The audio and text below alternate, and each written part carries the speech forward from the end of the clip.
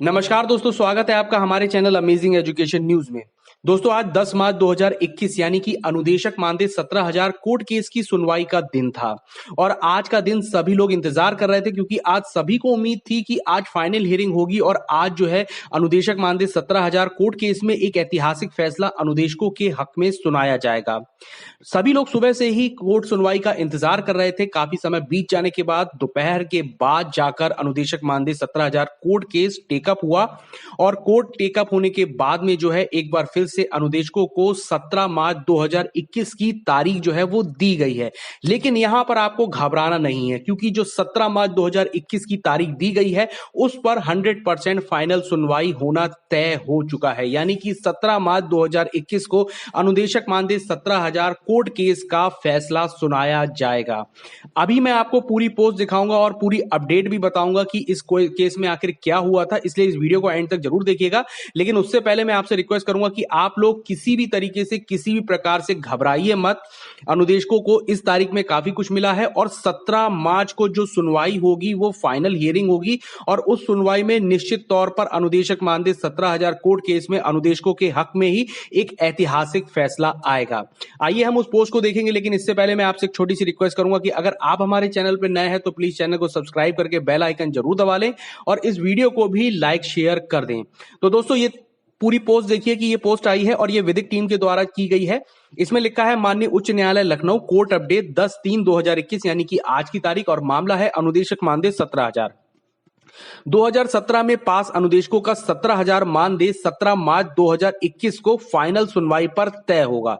यानी कि दिन देखिए 2017, 17,000 और 17 मार्च, यानी कि अगर इसी दिन फैसला होता है तो ये सच में ऐतिहासिक फैसला होगा। साथियों, आज अनुदेशक 17,000 मानदेय की केस सुप्रीम कोर्ट के आदेश के अधीन टाइम बाउंड है और इसी के अनुक्रम में हाई कोर्ट भी टॉप 5 केस में लगाते हुए हर बार सुनवाई की तिथि निश्चित करती रही। विगत समय कुछ अवरोधों के कारण सुनवाई नहीं हो पा रही है।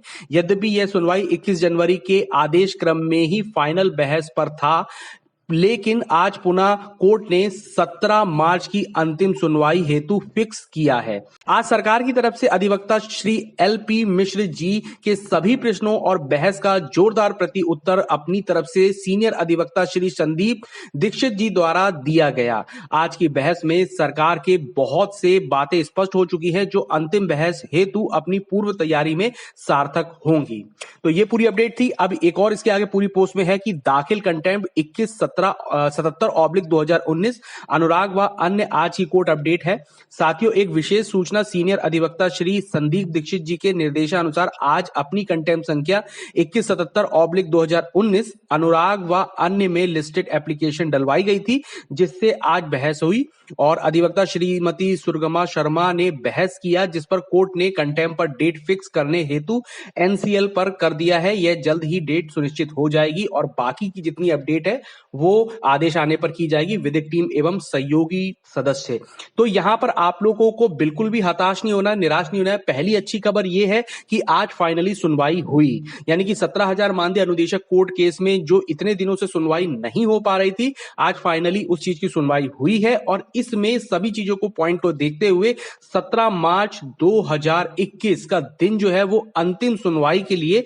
फिक्स किया है। यानी कि इस दिन जो भी बहस होगी और उसके बाद एक निर्णायक फैसला जो है वो सुनाया जाएगा और ये निर्णायक फैसला, ऐतिहासिक फैसला निश्चित तौर पर अनुदेशकों के हक में ही होगा, क्योंकि ये एकदम ट्रांसपेरेंट चीज है और अनुदेशक मानदेय 17,000 जो है 2017 से ही अनुदेशकों को निश्चित तौर पर मिलेगा। यानी कि आपको थोड़ा सा धैर्य और रख के चलना है। बस कुछ दिन की बात है, 7 दिन की बात है। 7 दिन बाद में अनुदेशक मानदेय 17,000 कोर्ट केस की फाइनल हियरिंग है और इस फाइनल हियरिंग में निश्चित तौर पर आप ही के फेवर में फैसला आने वाला है। इसलिए हार मानने की जरूरत नहीं है, बिल्कुल भी परेशान होने की जरूरत नहीं है। निश्चित तौर पर अनुदेशकों की जीत होगी। तो ये तो पूरी मामला जो था वो अनुदेशक मानदेय 17,000 कोर्ट केस से था। अभी हाल ही में मैंने एक पोस्ट पढ़ी थी, एक लेटर देखा था, जिसको देख के मुझे अंदर से काफी फील हुआ, बुरा फील हुआ कि किस तरीके की सिचुएशंस आ गई हैं कि अब हमारे जो साथी हैं वो धीरे धीरे करके इस जॉब से जो है वो अपना त्यागपत्र भी देने लगे हैं, क्योंकि 7 वर्षों में कार्यरत होते हुए भी उन्हें अपने पद पर ऐसा कुछ खास मिला नहीं। 7,000 मानदेय में ही अपना कार्य कर रहे हैं, जिसमें उनका जीवन यापन संभव नहीं हो पा रहा है। देखिए, ये पूरा पत्र अभी आपके सामने है, ये प्रयागराज का ही है और इसमें विषय त्याग पत्र है। सविनय निवेदन है कि मैं शैलेश कुमार जायसवाल, पूर्व माध्यमिक विद्यालय सहानगंज में कंप्यूटर अनुदेशक के पद पर पिछले 7 वर्ष से कार्यरत हूं। मैंने दिनांक 15/7/2013 को कार्यभार ग्रहण किया था। इतने अल्प मानदेय पर मेरा इस पद पर कार्य कर पाना संभव नहीं हो पा रहा है, अतः आपसे सादर अनुरोध है कि मेरा उक्त पद से इस्तीफा दिनांक 6/3/2021 को स्वीकार किया जाए। आपकी अति कृपा होगी। और नीचे डेट डाल रखी और साइन कर रखा है। यानी कि इस लेटर को पढ़ने के बाद, इस लेटर को सही से पढ़ने के बाद सभी अधिकारियों को और सभी लोगों को एक बात सोचनी चाहिए कि आपके सामने पूरी स्थिति एकदम ट्रांसपेरेंट है कि 7,000 रुपए में आप 2013 से किसी को कार्य करा रहे हैं, जबकि सभी को पता है कि हर साल महंगाई लगातार बढ़ती चली जा रही है और ऐसे में आप उम्मीद करते हैं कि आगे आने वाले टाइम में भी अनुदेशक इसी पद पर 7,000 रुपए में जॉब करते रहेंगे। क्या आपकी ये जिम्मेदारी नहीं बनती है कि अनुदेशकों का मानदेय आपको बढ़ा देना चाहिए ताकि वो भी एक अच्छा जीवन जी सके, ताकि वो भी अपने परिवार का भरण पोषण कर सके, उनके बच्चे अच्छे स्कूल में पढ़ सके, अच्छी शिक्षा दे सके, अच्छा खाना खिला सके उनका। हम मानते हैं कि कहीं ना कहीं हो सकता है कि कुछ डॉक्यूमेंट्स में ऐसा हो या कहीं आदेश में ऐसा हो जहां से 17,000 का कोर्ट केस ये दांव पेच में फंस गया, लेकिन एक मानवता और एक इंसानियत की खातिर भी ये चीज बनती है कि आपको जब एक चीज दिखाई दे रही है कि हमारे विद्यालयों में कार्य करने वाले अनुदेशक जो मात्र 7,000 रुपए में 2013 से अपने कर्तव्य का ईमानदारी से पालन कर रहे हैं और निश्चित तौर पर जूनियर हाई स्कूल्स में बहुत अच्छा स्तर बढ़ा है अनुदेशकों के आने के बाद, क्योंकि बच्चों को उनके पर्टिकुलर सब्जेक्ट के बारे में भी पढ़ाया जाने लगा, यानी कि कला के बारे में, कंप्यूटर के बारे में और सबसे जरूरी खेल स्वास्थ्य शिक्षा के बारे में पढ़ाया जाने लगा है। तो उसके बाद आप लोगों का यह कर्तव्य बनता है कि जो 7,000 रुपए से आपने नौकरी को शुरू करवाया था उसको आपको बढ़ाकर मानदेय को इतना करना चाहिए ताकि अनुदेशक अच्छे तरीके से सरवाइव कर सके, उन्हें किसी भी चीज की शिकायत ना रहे, क्योंकि हर जना अपने कार्य को करता है और कार्य करने के पीछे उसका यही मोटिव होता है कि वो एक मानदेय और एक अच्छे सम्मानजनक मानदेय को पाकर अपने परिवार का अच्छे से भरण पोषण कर सके।